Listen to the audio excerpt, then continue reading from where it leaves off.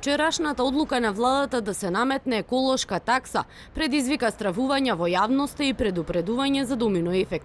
Уште поголемо осиромашување. На удар ќе бидат граѓаните и фирмите. Сега на потек се пратениците. Ова еколошка такса оди директно на усвојување во собранието.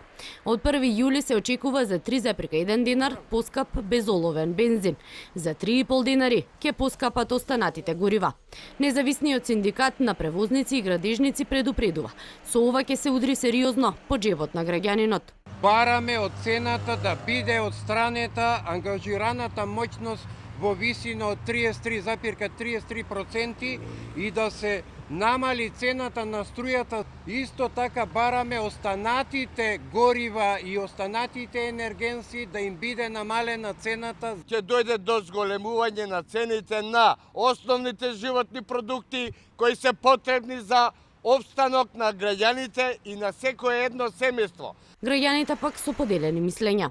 Што е фискална давачка за да си пополнат буџетот. Скапо е многу, не знам како ќе се издржи ова. Помалку ќе се троши гориво, помалку ќе има загаденост.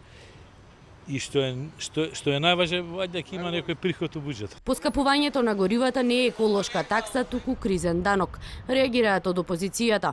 Зголемените цени негативно ќе влијаат врз стандардот на граѓаните и ќе ги зголемат трошоците за транспорт на стоки и патници. Владата ги уверува граѓаните дека новите законски измени се прават исклучиво за заштита на животната средина.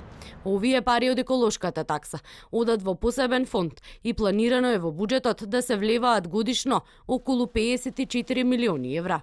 И покрај бурните реакции во јавноста од владата не отстапуваат. Остануваат на ставот дека приоритет е зелената агенда и дека е неопходно да се интервенира во обновливи извори на енергија.